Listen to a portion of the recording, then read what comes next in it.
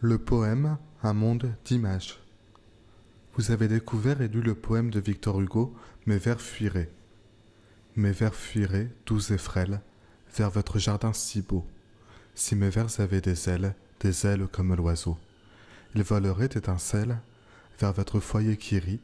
Si mes vers avaient des ailes comme l'esprit. Près de vous, purs et fidèles, ils accourraient nuit et jour. Si mes vers avaient des ailes comme l'amour.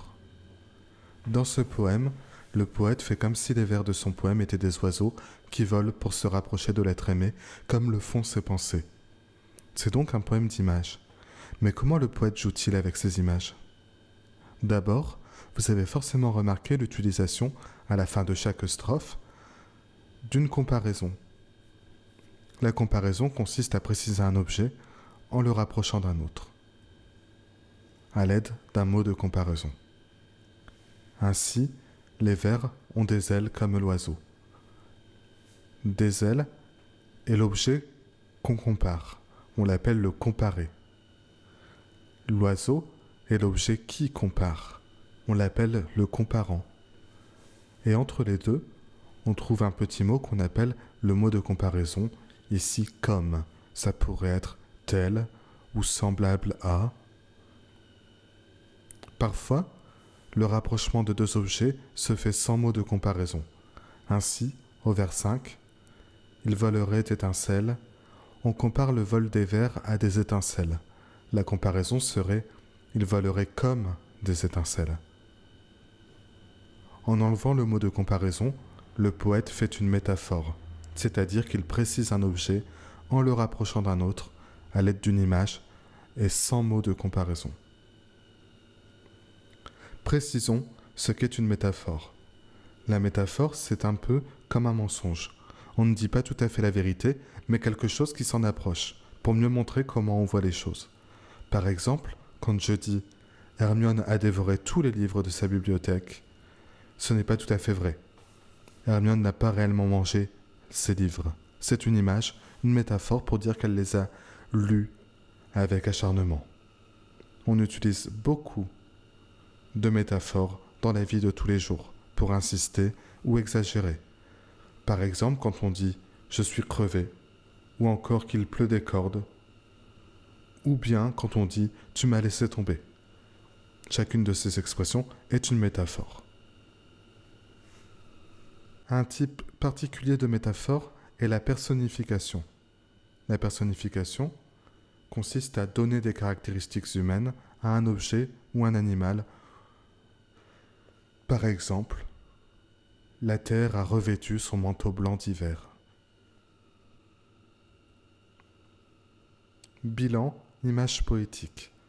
Nous avons vu 3 figures de style qu'on retrouve dans les poésies, comme la comparaison, qui consiste à rapprocher 2 objets clairement grâce à un mot de comparaison, la métaphore, moins claire, où on remplace le comparé par le comparant pour insister sur un aspect, la personnification, qui est une forme particulière de la métaphore, où on donne des caractéristiques humaines à un objet.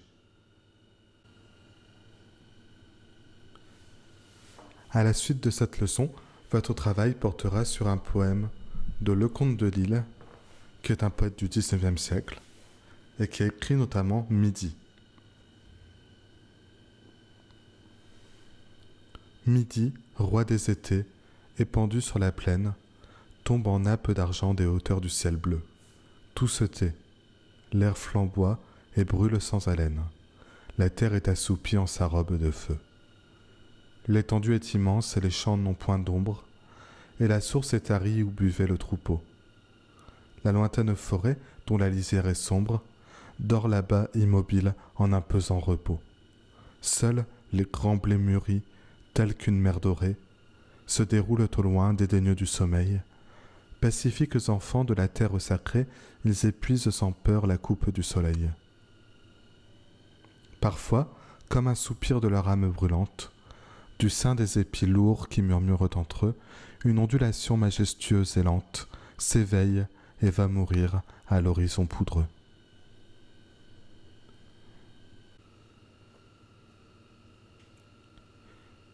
Sur ce poème, vous aurez un petit travail constitué de 4 questions. Avant toute chose, il conviendra de télécharger le document au format Word ou OpenOffice selon la version de logiciel que vous avez sur vos ordinateurs et évidemment de relire le poème. Le document se présente ainsi. Vous avez une première section avec le nom et prénom à entrer, suivi d'une partie figée, non modifiable, indiquée par les petits éléments en gris.